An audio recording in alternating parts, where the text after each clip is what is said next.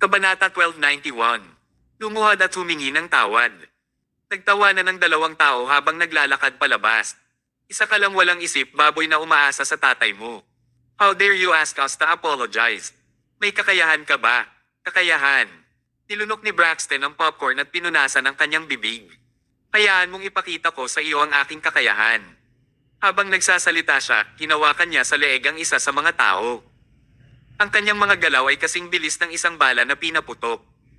Agad niyang binuhat ang taong iyon. Gustong tumulong ng isa, ngunit itinaas siya ni Braxton gamit ang isa niyang kamay sa isang kisap mata. Itinaas ni Braxton ang bawat isa sa kanila gamit ang isang kamay at napaka-relax niya na parang nanghuhuli ng maliliit na sisiw. Ha! How dare you trash doubt me? Umalis ka!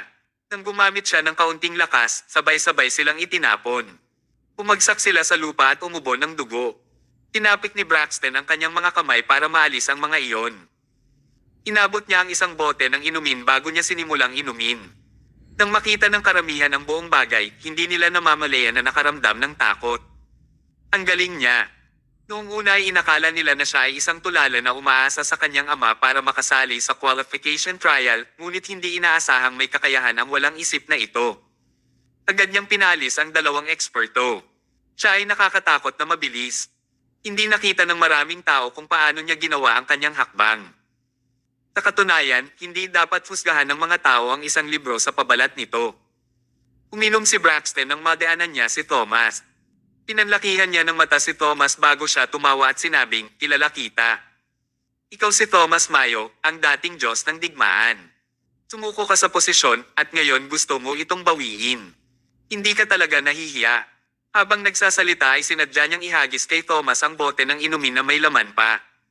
Hindi ginalaw ni Thomas ang kanyang katawan. Marahan lang niyang ginalaw ang kamay at nahulog ang bote sa harap mismo ni Braxton. Umaba ito kung saan niya gagawin ang susunod niyang hakbang. Diretsyong tinapakan ni Braxton ang kanyang bote. Hindi siya tumayo kaya diretso siyang bumagsak sa lupa at bumagsak siya ng malakas. Ay nako, tigaw ni Braxton. Nipatikip siya ng bibig at napasigaw sa sakit. Nagtawanan ng karamihan. Deserve talaga ng lalaking ito. Maaari niyang saktan ng sinuman, ngunit pinili niyang saktan si Thomas.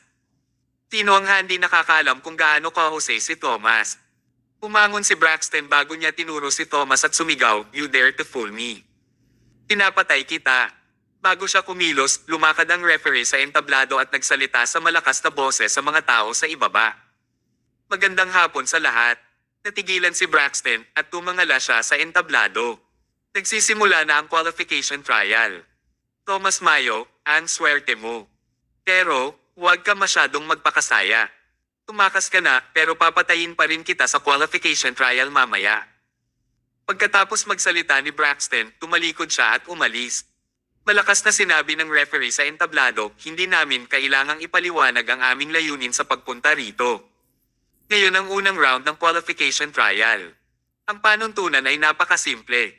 Ang bawat isa sa venue ay hahatiin sa 4 na grupo at ikaw ay papasok sa 4 na silid ayon sa pagkakabanggit. Ang pinto sa bawat silid ay mabubuksan lamang kapag ang mga susi mula sa lahat ng nasa silid ay nakolekta. Sa madaling salita, pagkatapos mong makapasok sa silid, kailangan mong talunin ang lahat ng mga kalaban sa silid at kunin ang mga susi mula sa kanila. Pagkatapos, buksan ang pinto at lumabas. Ang unang taong lumalabas sa bawat silid ay pumasa at magkakaroon ng hindi hihigit sa 4 na tao ang makapasa sa unang pagsubok. Ang limitasyon ng oras ay 1 oras. Kung walang lalabas sa anumang silid sa loob ng 1 oras, ang lahat ng mga kandidato sa silid ay madi-disqualify. Tapos ko nang ipaliwanag ang rules. Ang unang round ng trial ay opisyal na magsisimula ngayon. Kabanata 1292. Opisyal na nagsimula ang unang round ng qualification trial. Kinuha ni Thomas ang kanyang eksklusibong susi at pumasok sa isang silid. Maliban sa kanya, ang iba pang 10 tao ay pumasok din sa mga silid at lahat sila ay mga nangungunang eksperto. Ang mga taong dumating upang lumahok sa pagsubok sa kwalifikasyon ay hindi bababa sa tiwala sa kanilang mga kasanayan sa martial arts. Nagkataon, isa si Braxton sa kanila. Kumain siya ng isang piraso ng pritong manok habang siya ay tumawa at sinabing, "Ito talaga ang ibig sabihin ng mga tao sa mga kaaway na may posibilidad na mag-cross ang landas." Thomas Mayo, ikaw at ako ay naatasan sa iisang silid. Napakamalas mo. Hindi gaanong nakasagot si Thomas. Kung sino man ang nakatalaga sa kapareho niyang silid, itataya niya ang kanyang buhay para talunin sila. Braxton man o ibang tao, hindi sila naiiba para kay Thomas. Nang marinig ang tunog ng drum, nagsimula ang countdown ng 1 oras. Agad na nagsimula ang laban sa 3/4. Ang bawat isa ay nagbuwis ng kanilang buhay upang ipaglaban ang tanging kota at tanging ang silid na kinaroroonan ni Thomas ay tila kakaiba. Dahil ang lahat ay natatakot sa mga kakayahan ni Thomas, ang lahat ay nauwi sa paglalagay ng kanilang atensyon kay Thomas. Sa kanilang palagay, kung hindi nila inalagaan si Thomas, walang makakalabas ng silid. Ang natitirang 10 tao ay nagkusa na maging mga alyansa nang hindi nagbubukas upang pag-usapan. Thomas, mukhang hindi ka sikat dito. Nakangiti si Braxton habang nagsasalita. Inubad ni Thomas ang kanyang coat at itinapon sa lupa. Itinali niya ang magkabilang kamay ng benda, nagpakawala ng mahabang buntong hininga, at tumingin sa mga tao sa tapat niya. Wala rin itong problema. Makakatipid ako ng oras. Sabay-sabay kayong lahat sa akin. Nagkatinginan ang lahat.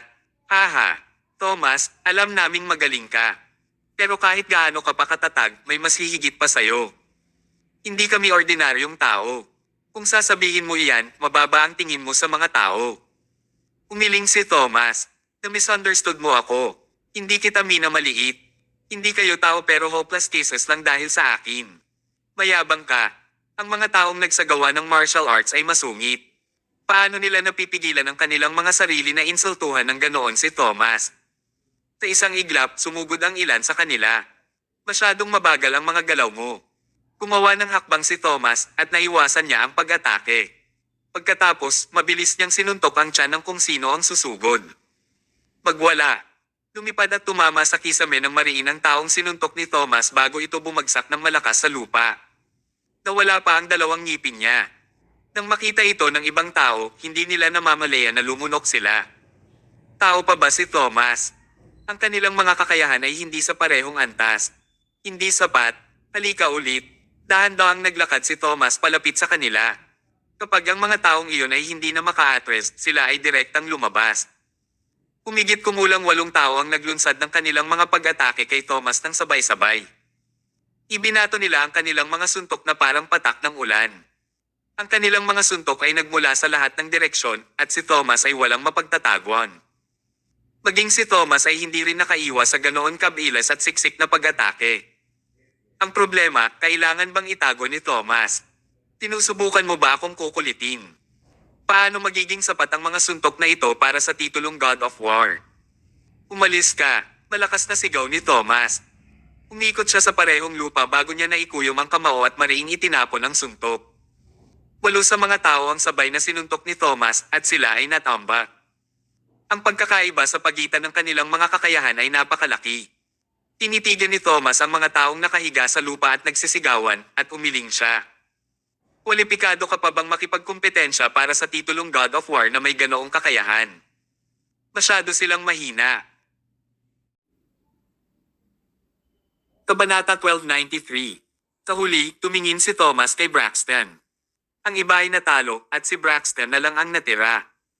Lumapit si Thomas. Habang ginagawa niya iyon, nagtanong siya, hindi ba sinabi mo na gusto mo akong patayin?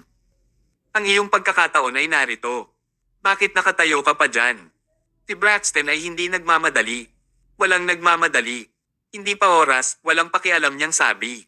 Oh, hanggang kailan ka maghihintay? Napatingin si Braxton sa orasan at biglang nagtanong, Thomas, hindi ba medyo nanghihina ang katawan mo ngayon? Kumunat ang noo ni Thomas. Anong ibig mong sabihin? Tumawa si Braxton. Sabi niya, nabalitaan ko na tila nakipagtsaka kay Franklin Clark noong nakaraang araw, di ba? Uminom ka pa ng 3 tasa ng tsaa. Pinaikit ni Thomas ang kanyang mga mata. Ano ang kinalaman nito sa iyo? Alam mo ba na ang 3 tasa ng tsaa ay talagang may lason? Malamig na tanong ni Braxton. Nagpakita ng pagtataka si Thomas. Paano ito posible? Huwag mong subukang magsalita ng walang kaparerekon dito. Tumawa si Braxton hanggang sa hindi niya maisara ang bibig. Haha, hindi mo man lang namamalayan kapag malapit ka ng mamatay. Sa tingin mo, bakit ka inimbitahan ng iyong instructor doon? Para i-treat ka sa isang tasa ng tsaa. Natakot siya na harangin mo siya, kaya nilason niya ang iyong tsaa. Ang layunin niya ay palayasin ka. Tulala. Si Thomas ay mukhang hindi naniniwala sa kanya. Sa tingin mo ba ay maaari kang lumikha ng hindi pagkakasundo sa pagitan namin ni Mr. Clark? Kung talagang gusto niya akong lasunin, paano mo malalaman? Nagkibit balikat si Braxton. Alam ko dahil pinili ni Franklin ang matandang tusong jerk na magtrabaho sa akin. Tinuhulan niya ang referee para italaga ka at ako sa iisang kwarto. Kung gayon, ang kailangan ko lang gawin ay maghintay na magkaroon ng epekto ang lason sa iyo hanggang sa makaramdam ka ng sakit at panghihina. Kapag hindi ka na makatayo, pipilitin ko ang leeg mo. Habang nagsasalita siya, mas masaya siya. Alam mo ba kung bakit pinili ni Franklin na makipagtulungan sa akin? Natakot siya na kahit na magkabisa ang lason sa iyo, baka hindi ka pa rin mapatay ng mga taong ito. Kaya, kailangan niya ng isa pang insurance plan. Thomas, sa tingin mo ba ay si Franklin ang iyong kaibig-ibig na tagapagturo? Naloko at niloko ka, walang isip ka. Ibinaba ni Thomas ang kanyang ulo at ang kanyang ekspresyon ay malalim pati na rin madilim. Ito pala ang totoo. Hindi lang nilason ni Franklin si Thomas. Natakot pa siya na baka hindi mabugbog hanggang mamatay si Thomas nang magkabisa ang lason. Tinadya pa niyang nakakuha ng katiyakan sa pamamagitan ng pagpili na makipagtulungan kay Braxton para lang mapatay niya si Thomas. Mr. Clark. Haha. Gagawin talaga ni Franklin ang lahat para sa kapangyarihan. Nawala ang tanging init na natitira sa puso ni Thomas. Ang pagmamahal sa relasyon ng mentor-estudyante ay nawala. Napatingin si Braxton sa kanyang relo. Tapos na ang oras. Thomas, tapos ka na. Talagang nakaramdam ng panghihina si Thomas at napahiga siya sa lupa. Itinapon ni Braxton ang kanyang merienda. Pinagsalikop niya ang manggas habang naglalakad papunta kay Thomas. Kailangan ko pa ring magpasalamat sa pag-alis mo sa siyam na tao para sa akin. Sa kasong ito, kailangan lang kitang patayin. Pagkatapos, makukuha ko ang lahat ng susi at ako ang unang taong aalis at magiging kwalipikado. Thomas, kukunin ko ang buhay mo ngayon. Bang! Ang kanyang kamao ay kasing laki ng isang palayok at siya ay sumuntok sa ulo ni Thomas. Ito ay isang malakas na suntok na maaaring masira ang isang laryo sa mga piraso. Kung sino man ang makatanggap ng suntok na iyon sa mukha, mamamatay sila ng walang pag-aalinlangan. Habang sinuntok niya ang ulo ni Thomas, nagpakita si Braxton ng mapagmataas na ekspresyon. Gayunpaman, biglang itinaas ni Thomas ang kanyang ulo at sumili ang isang mapait na ngiti. Kasabay nito, bahagyang iginalaw niya ang kanyang ulo at iniwasan niya ang suntok ni Braxton. Paano ito nangyari? Natigilan si Braxton. Ang bilis at tugon na ito ay hindi mukhang nalason. Bakit? Alam niya kung bakit walang kabuluhan ang pag-iisip tungkol dito. Umabot na kasi sa mukha niya ang suntok ni Thomas. Di mo alam na detox ko na ang sarili ko. Kabanata 1294. Kasabay nito, sa mga upuan ng audience ng venue, may mga tao mula sa lahat ng dako na dumating upang panoorin ang kompetisyon at ang pinaka-excited na tao ay si Franklin. Umupo siya sa isang upuan at nakatingin lang sa isang direksyon sa room number 3. Wala siyang pakialam sa ibang kwarto. Ang tanging inaalala niya ay ang room number 3 dahil nasa kwartong iyon si Thomas. Hinawakan ni Franklin ang kanyang cross necklace at tinitigan niya ang pintuan ng room number 3 nang hindi kumukurap. Batay sa oras na kanyang nakakula, ang lason ay dapat magkaroon ng epekto kay Thomas sa oras na ito. Dapat ay wala siyang lakas, kaya siya ay mabubugbog. Naniniwala si Franklin na sa kanyang kakayahan, madali pa ring haharapin ni Braxton si Thomas na hindi makalaban. Braxton, dapat lumabas ka na. Pagkasabi niya noon ay nakarinig siya ng malakas na kalabog. Ang mga dingding ng room number 3 ay hindi matatag. Anong uri ng puwersa ang maaaring mag-uga ng mga pader? Anong uri ng labanan ang nangyayari sa silid? Kapag naisip ito ng mga tao, sila ay natakot. Mamantong hininga si Irene at malungkot na sinabi, dapat ay napakasaya mo ngayon, di ba? Inaplos ni Franklin ang kanyang balbas at sumili ang isang matingkad na ngiti. Bukod dito, ang panginginig ng boses ay dapat na nabuo dahil natalo ni Braxton si Thomas. Tinaktan ni Thomas si Braxton, kaya malamang na nagtanim siya ng sama ng loob dahil doon at walang awa niyang hinampas si Thomas. Maaaring mamatay si Thomas sa madaling paraan sa simula, ngunit gusto niyang abalahin ang kanyang sarili sa gayong mga problema. Deserve niya ito. Hindi niya maihayag kung ano ang iniisip niya. Nagpakita ng malungkot na ekspresyon si Franklin at sinabing, matanda kong asawa, huwag kang mag-alala. Tiyak na magdaraos ako ng isang engranding libing para kay Thomas upang siya ay pumanaw sa marangal na paraan. Kukuha din ako ng magandang sementeryo para sa kanya. That's also considered an end for our mentor-student relationship. Bilang mentor niya, aayusin ko ang lahat pagkatapos mamatay ng maayos si Thomas. Napakaganda niyang pakinggan. Gayunpaman, kapag namatay si Thomas, may kabuluhan ba kung ginawa ni Franklin ang mga walang kwentang bagay na iyon? Palihim na pinunasan ni Irene ang kanyang mga luha at sinabing may malungkot na ekspresyon, napakabait na bata ni Thomas. Gaano ba tayo nakinabang sa kanya nitong mga taon? Sa huli, gusto mo pa ring i-plot ito at i-frame siya. Mahal, parurusahan tayo ng Diyos kapag ginawa natin ito. Bah! Tumigil ka sa pagiging maliit. Gusto ni Franklin na huwag pansinin ang babae. Wala siyang pakialam sa parusa ng Diyos o anumang pamantayang moral. Ang kailangan lang niya ay kapangyarihan.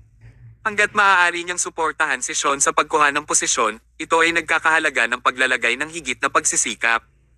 Masisisi lang niya si Thomas sa pagiging ignorante niya. Napangisi si Franklin. Nakaramdam siya ng tuwa. Sa wakas ay naalis na niya ang isang malaking kalaban. Sa sandaling iyon, binuksan ang pinto sa room number 3. Napatingin ang lahat at masayang hinihintay ni Franklin si Braxton na lumabas ng silid. Pero, bumukas ang pinto at lumabas ang isang lalaki na may magandang katawan. Napakaganda ng kanyang mukha at matalim ang kanyang tingin. Si Thomas iyon. Umiti lang ang lahat ng tao sa venue. Hindi na sila masyadong nagulat dahil para sa kanila, si Thomas ang natural na unang mag-walk out. Paano mapipigilan ng mga hamak na lalaki sa room number 3 ang pag-atake ni Thomas? Si Franklin lang ang nabigla kaya tumayo siya. Kabanata 1295. Imposible. Paano ito posible? Paano makakalabas pa si Thomas ng kwarto? Hindi ito makatuwiran. Hindi dapat ganito ang nangyari. Naguguluhan talaga si Franklin. Sa kanyang imahinasyon, si Thomas ay dapat nabagbog na sa kamatayan. Hindi niya maintindihan kung bakit kaya pa ni Thomas natalunin si Braxton gayong naapektuhan siya ng lason. Mayroon bang mali sa lason? Umiling si Franklin. Hindi, maraming beses na siyang nag-eksperimento sa lason. Kalimutan mo na ang isang tao, maging ang isang leon o isang elepante ay magiging mahina na hindi ito makatayo ng tuwid. Gayunpaman, nang tumingin si Franklin kay Thomas, hindi siya mukhang nalason. Talagang naguguluhan si Franklin. Umadjeject si Irene. Napakatalino mo kaya nag-set up ka ng lahat ng uri ng mga plano. Mahal, ang katalinuhan at kakayahan ni Thomas ay nalampasan ang iyong imahinasyon. Maaaring naging napakahusay ni Thomas na hindi mo na maisip ang kanyang lakas. Umupo kaagad si Franklin. Sa pagkakataong ito, nagkataon na dumaan si Thomas sa harapan nila. Lumingon siya sa gilid at tumingin kay Franklin. Puno ng puot at hinanakit ang kanyang tingin. Hindi na kailangang sabihin, malamang na may alam si Thomas. Marahil ay alam na niya ang lahat. Pinaikit ni Franklin ang kanyang mga mata at bamulong siya dahil nangyari ito, wala nang dapat pag-usapan muli. Ano man ang paraan nito, kailangan kong patayin si Thomas sa lahat ng paraan. Kasunod nito, binuksan din ang mga pinto ng room number 1, 2, at 4 at lumabas din si Sean at ang dalawa pang lalaki. Opisyal na inanunsyo ng referee, it's much fast than I imagined. Akala ko noong una ay magiging mahirap ang labanan, ngunit hindi ko inaasahan na magkakaroon ng napakaraming natatanging eksperto sa bawat silid. Natukoy ang lahat ng mga nanalo sa wala pang 10 minuto. Actually, sina Thomas at Sean lang ang nanalo sa sarili nilang kakayahan. Para sa dalawa pang tao, ang isa ay umasa sa pera at kapangyarihan upang manalo sa pamamagitan ng panunuhol at pagsupil sa ibang tao, kaya mahirap sabihin ang kanyang tunay na kakayahan. Sabi ng referee, base sa procedure, makakapagpahinga ng 15 minutes ang 4 na kwalipikadong tao. Pagkatapos, isasagawa natin ang ikalawang round ng labanan. Naghiwalay si Thomas at ang iba pa. Agad na tumayo si Franklin at kumaway siya kay Sean. Tumama ka sa akin. Dumating silang dalawa sa isang liblib na lugar kung saan walang ibang tao. Pamulong si Franklin kay Sean, nagkamali ako. Hindi ko akalain na magiging ganoon kalakas si Thomas na kahit ang lason ko ay hindi siya kayang pigilan. Umalaklak si Shaw. Ginoong Clark, ano ang dapat kong gawin ngayon? Sa totoo lang, pagkatapos kong direktang involved si Thomas last time, alam kong hindi ko pa rin siya matatalo sa kakayahan ko ngayon. Kailangan na ba nating sumuko? Umiling si Franklin at sinabing, mayroon pa akong backup. Backup. Kinuha ni Franklin ang isang maliit na pillbox mula sa kanyang bulsa. Pagbukas niya, may 5 pulang table task. Aniya, ito ang pinakahuling gamot na ginawa ko. Maaari nitong pasiglahin ang iyong pisikal na potensyal sa maikling panahon. Ang bawat tableta ay maaaring magpalakas sa iyo. Sean, batay sa iyong kasalukuyang pisikal na kondisyon, sa palagay ko ay maaari mong mapawi ang hindi hihigit sa 3 mga table task. Ipinasa niya ang pillbox kay Sean. Base sa estimation ko, hindi mo kailangan ng 3 pills. Kailangan mo lang kumain ng isang tableta at maaari mong talunin si Thomas. Napakalakas ng epekto ng tabletang ito. Inalog ni Sean ang pillbox. Umiti siya at sinabing, okay, I got it. Gagawin ko ang sinabi mo. So Mr. Clark, may sasabihin ka pa ba sa akin? Umiling si Franklin. Hindi. Kailangan mo lang gawin ang sinabi ko at matatalo mo si Thomas at mata mo ang mataas na posisyon. Tumango si Sean. Okay, dahil wala ka ng ibang sasabihin sa akin, ibig sabihin. Wala ka ng halaga ngayon, Mr. Clark. Panata 1296. Hindi ito nerehistro ni Franklin sa simula, kaya casual lang siyang nag-hum, gayunpaman, hindi nagtagal ay naramdaman niyang may mali sa sinabi ni Sean. Ano ang ibig niyang sabihin na wala siyang halaga ngayon? Natarante siya habang nakatingin kay Sean. Ano ang sinabi mo? Nagkibit balikat si Sean. Dahil sinabi mo na sa akin ang tungkol sa huling paraan para makitungo kay Thomas, wala ka ng halaga. Mr. Clark, parang hindi nakita kailangan itago ha. Laking gulat ni Franklin. Paano niya nalaman na may balak magrebelde si Sean, lalo na sa kritikal na oras na ito? Huwag kang magulo. Napatras ng ilang hakbang si Franklin. Noon pa man ay siya na ang nang frame sa iba at wala pang naka-frame sa kanya noon. Ngunit patuloy pa rin sa paglapit si Sean sa kanya. Naglakad si Sean habang sinabi niyang 2 lang ang kalalabasan kapag kalabanin ko si Thomas mamaya, which are I win or lose. Kung matatalo ako, magiging basura ako at hindi ako magiging mahalaga sa iyong paningin. Aalisin mo ako tulad ng ginawa mo sa iba mong estudyante. Sino ang makakaalam ng dahilan kung ako ay palihim na pinatay? Pero kung ako ang manalo, then I'll be the champion. Ako ang magiging Diyos ng digmaan na nakahihigit sa iba. Ayoko talagang maging katulad ni Thomas.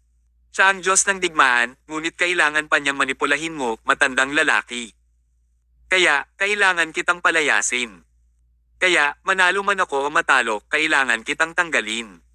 Tinitigan ni Sean si Franklin. Ginoong Clark, handa ka na bang mamatay? Nakaramdam ng pagkalito si Franklin.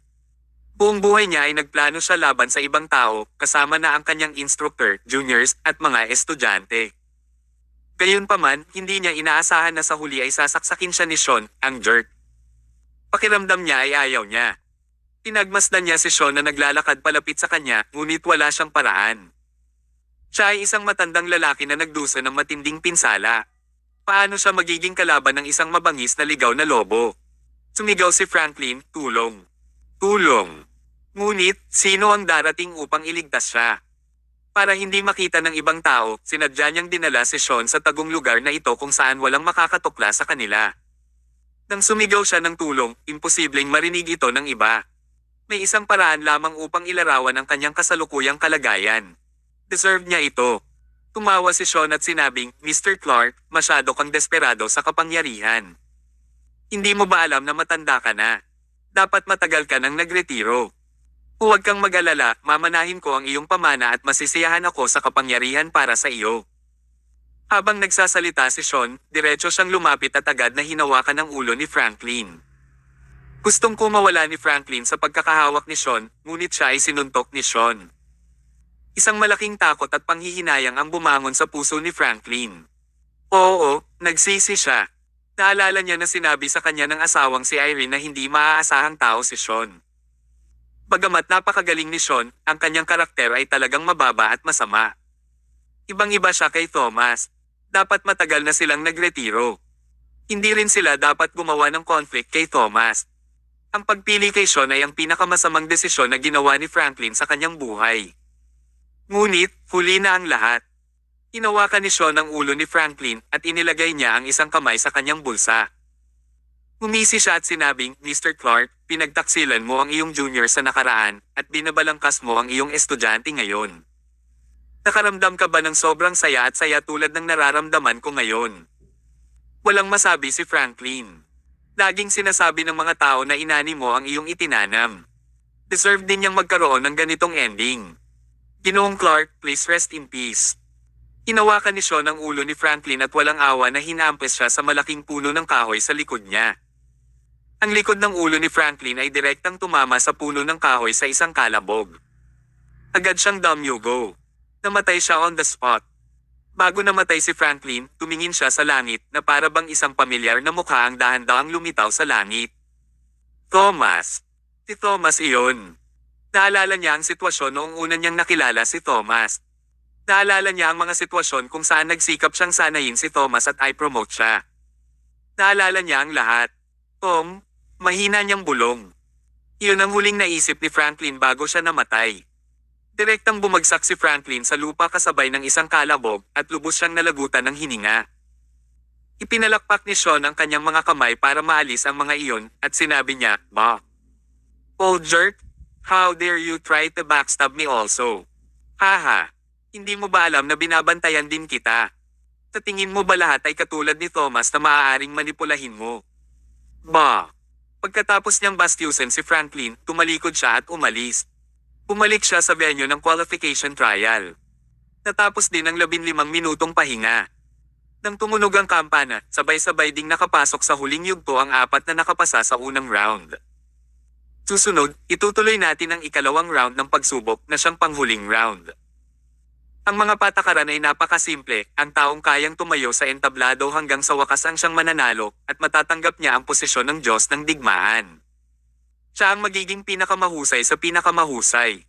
Malakas na sabi ng referee. Naghiyawan ng mga tao sa ibaba ng stage.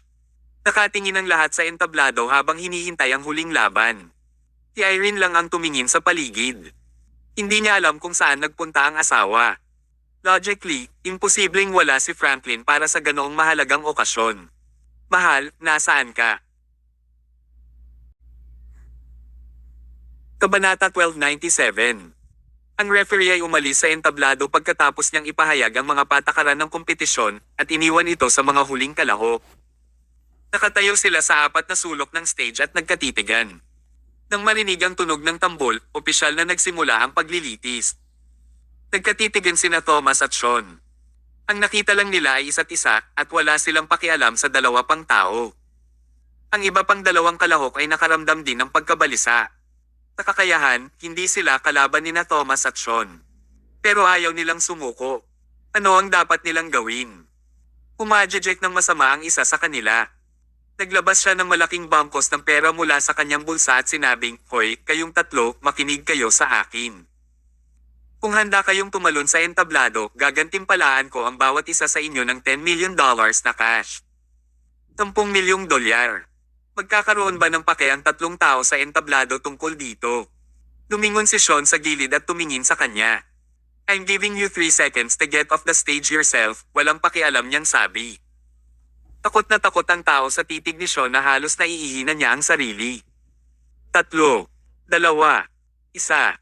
Mabilis na humakbang pasulong si Sean at nagsimulang sumigaw ang tao. Tumalikod siya at tumalon sa stage. Wala man lang siyang lakas ng loob na magrebelde. Basura, ungol ni Sean. Napatingin siya sa katabi niya. "Hoy, bumaba ka na rin sa stage. Narinig mo ba ako? Napamura ang tao. Ako ba ang kinakausap mo? Hindi mo ba alam kung sino ang aking ama? Sino ka ba?" Bago niya natapos ang sasabihin ay agad na sumugod si Sean at hinawakan siya sa kwelyo. "Hindi ko alam kung sino ang tatay mo. Alam ko lang na pupunta ang iyong ama upang kunin ang iyong bangkay." Pagkatapos niyang magsalita, hinawakan niya ng mga braso at leeg ng kausap at sabay na inilapat ang lakas sa magkabilang braso. Nabali niya ang leeg ng tao sa isang klik. Agad na namatay ang tao sa lugar. "Bumaba ka." Tinipan ni Sean ang bangkay ng tao pababa ng stage. Hindi pa nababalitaan ng mga tao ang tungkol sa kanyang malupit na pamamaraan at masamang isip noon. Natakot ang mga tao sa ibaba ng entablado kaya hinawakan nila ang sarili nilang leeg. Kahit na ang Diablo ay ipinagmamalaki rin ang kanyang mga pamamaraan. Okay, sa wakas tahimik na. Inalis ni Sean ang kanyang mga kamay at naglakad patungo kay Thomas.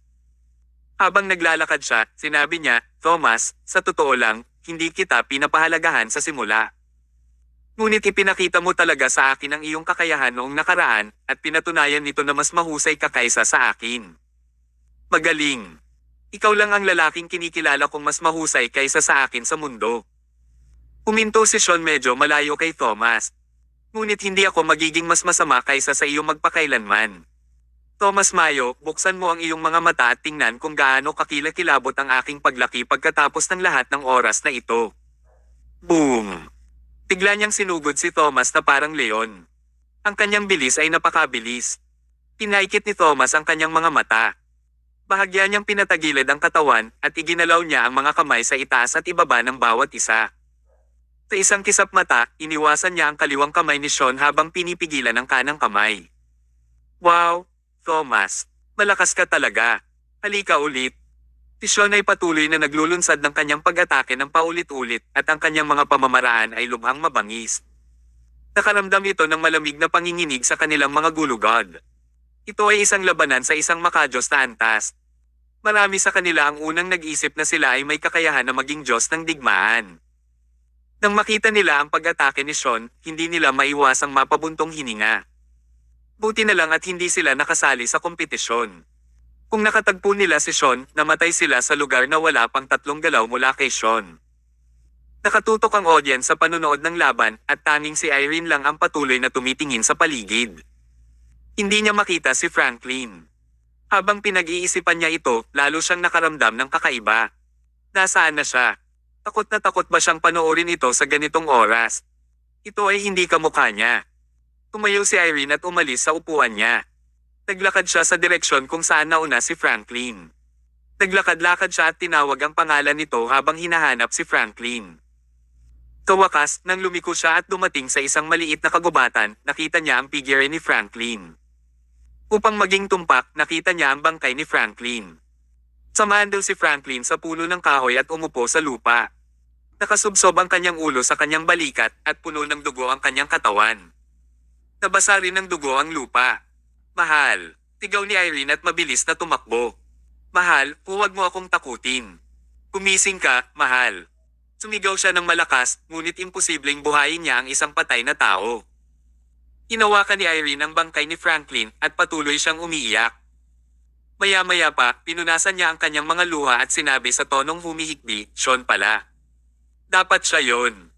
Mahal, sinabi ko sa iyo na huwag makipaglaro sa apoy at huwag maniwala sa mabangis na lobo na iyon. Bakit hindi mo ako pinakinggan? May estudyante kang katulad ni Thomas, pero hindi ka pa rin kontento. Gusto mo pang makipagkompetensya para sa kapangyarihan. Ikaw." Kinusat ni Irene ang kanyang mga mata at tumayo. "Matanda, hindi ka pwedeng mamatay ng walang kabuluhan." Mabilis siyang naglakad pabalik. Sa sandaling iyon, isa lang ang nasa isip ni Irene. Dapat maghaiganti siya. Siya ay isang matandang babae, kaya natural na imposible para sa kanya na patayin si Sean. Pero, kahit na hindi niya mapatay si Sean, hindi ito nangangahulugan na hindi siya maaaring patayin ng iba. Ito ay walang iba kundi si Thomas na nakikipaglaban kay Sean ngayon. Inilagay niya ang lahat ng kanyang pag-asa kay Thomas. Mabilis na bumalik si Irene sa venue.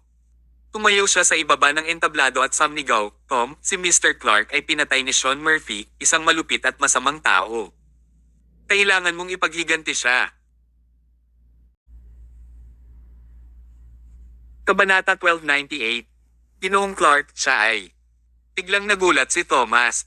Hindi pa siya nagpakita ng ganoong ekspresyon noon. Bagamat nagkaroon siya ng napakaseryosong salungatan kay Franklin, sila ay dating tagapagturo at estudyante pagkatapos ng lahat. Maganda ang nakaraan nila noon at personal na sinanay ni Franklin si Thomas.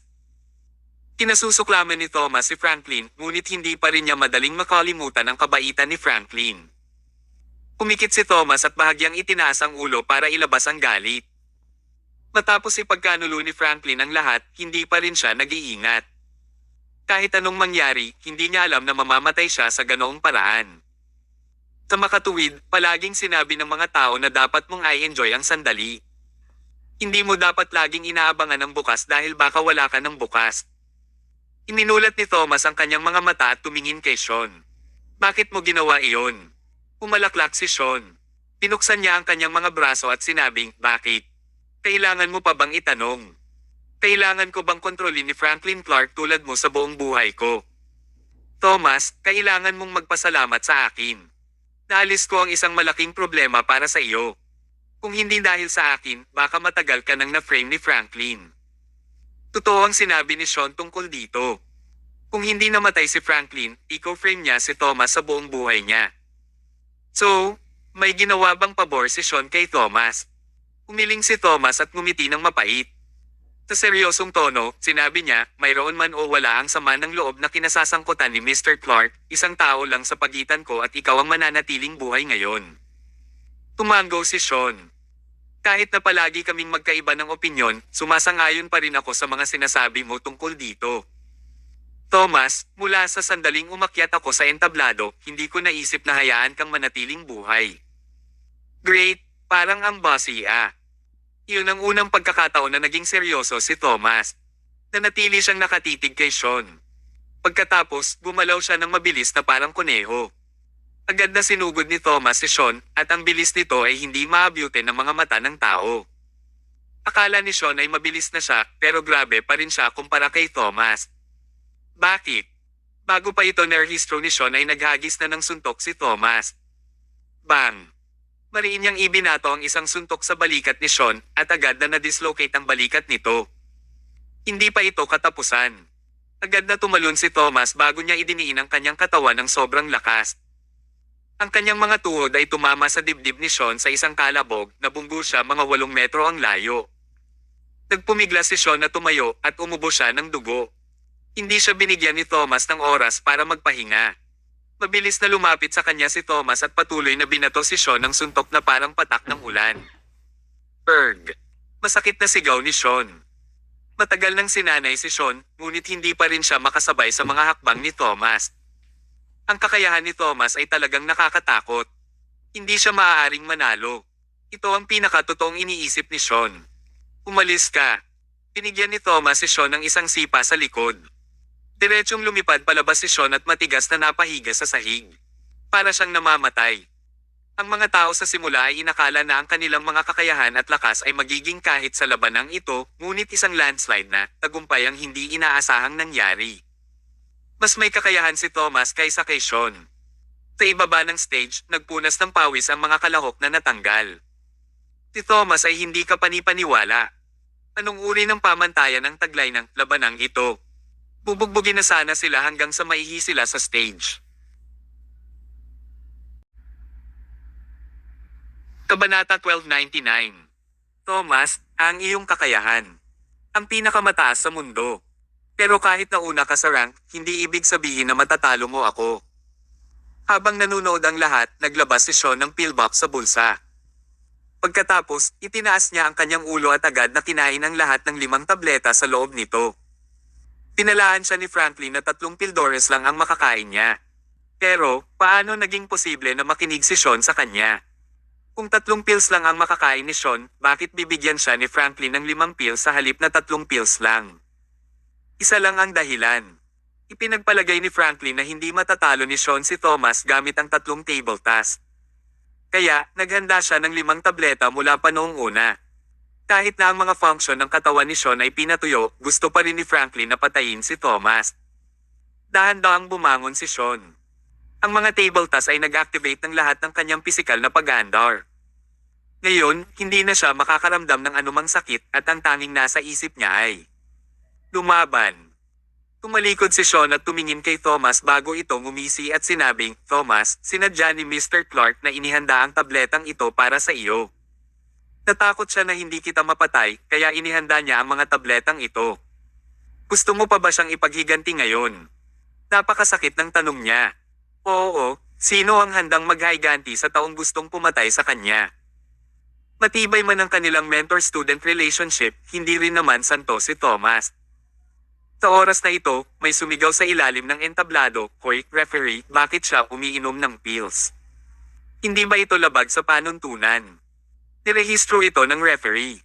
Lumapit siya at sinabing, Sean Murphy, nilabag mo ang mga patakaran sa pamamagitan ng pag-inom ng mga table task. I disqualify na kita ngayon sa trial. Please umalis ka na dito. I disqualify ako sa trial.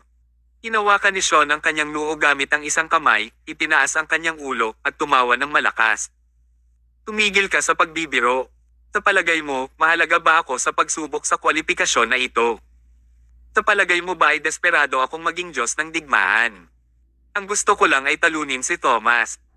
Habang nagsasalita si Sean, mabilis siyang pumunta sa referee at tinapik siya ng malakas.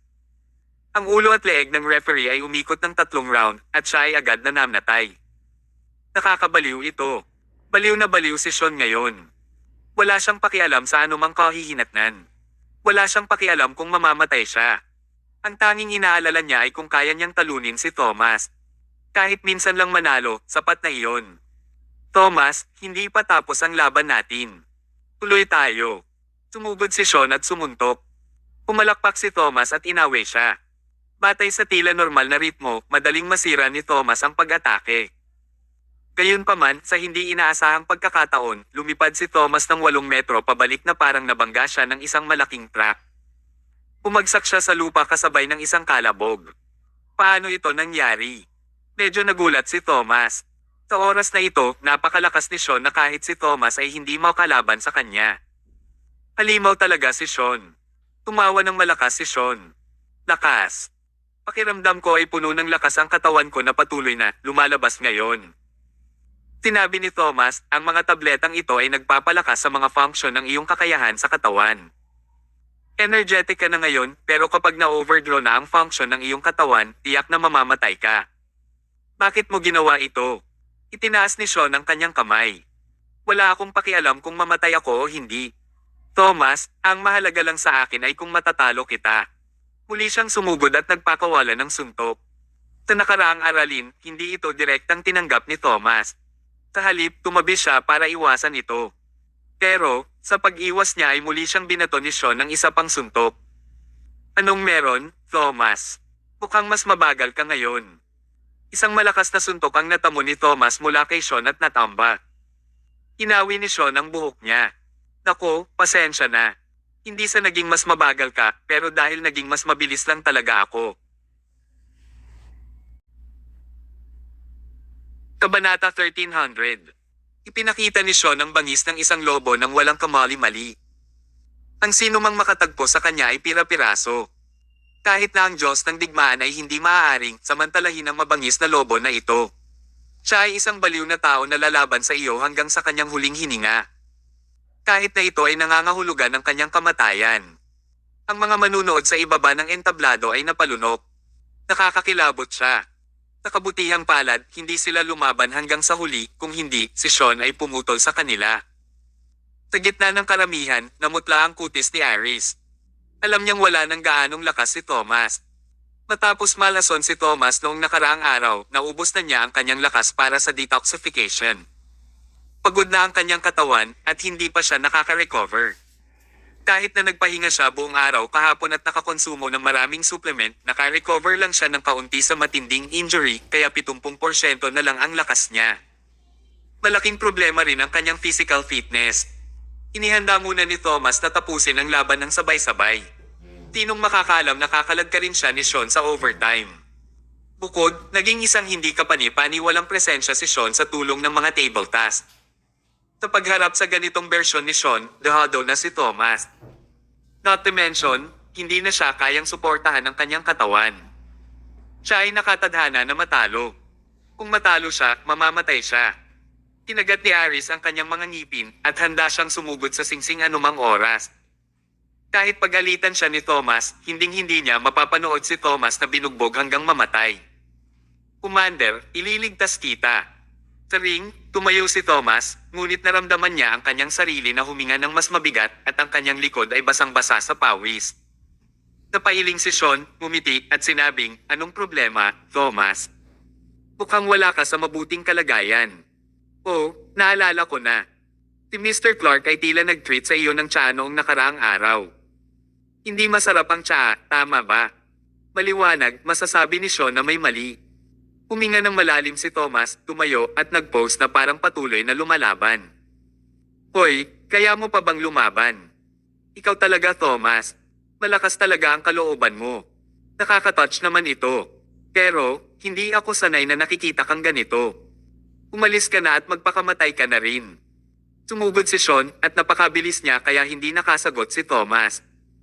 Isang suntok lang ang ibinato niya sa noo ni Thomas. Huli na para maiwasan ang suntok.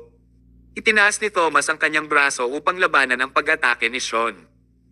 Sabay suntok sa balikat ni Sean gamit ang kabilang kamay. Bang! Bang! Ang ganitong uri ng paraan ng pakikipaglaban sa bayonet ay malinaw na hindi kanais-nais kay Thomas. Diretso ang suntok ni Sean sa braso ni Thomas at sa sobrang lakas ay na-dislocate ang braso niya, hindi na niya maitaas ang braso. Samantala, nakatanggap ng suntok si Sean mula kay Thomas ngunit hindi man lang nakaramdam ng sakit. Natawa siya habang sinasabi, Thomas, anong ginagawa mo? Kinikiliti mo ba ako? Nang magsalita si Sean, sumugod na naman siya. Muli, may bayanite na naman si Thomas na nakipag-away sa kanya. Tinuntok ni Sean si Thomas at binalik ni Thomas ng sipa si Sean. Pareho nilang ginawa ito pabalik-balik sa loob ng ilang round. Kung mayroon silang isang bayonet na nakikipaglaban sa normal na kondisyon, pareho silang puno ng mga pinsala. Ang problema, si Sean ay nasa hindi kapani-paniwalang kalagayan. Ang mga table toss ay patuloy na nagpapalitaw sa kanyang mga pisikal na pag-aandar na pumihil sa kanya na makaramdam ng anumang sakit. Patuloy na umaagos ang kanyang lakas sa kanyang katawan. Samantala, puno ng mga sugat ang katawan ni Thomas. Tinapik ni Sean ang alikabok sa kanyang katawan bago siya tuya, Thomas, mukhang hindi ito ang kakayahan na dapat mong pag-aari. Parang bulak ang mga suntok mo. Kapag sinuntok mo ako, wala akong nararamdamang sakit. Thomas, nakaka-disappoint ka. Talagang may landslide victory ako sa final battle na ito. Ito ay hindi kawili-wili sa lahat. Paano naman ang Diyos ng digmaan na hindi ka panipaniwala sa mundong ito? Bah, ganyan ka lang.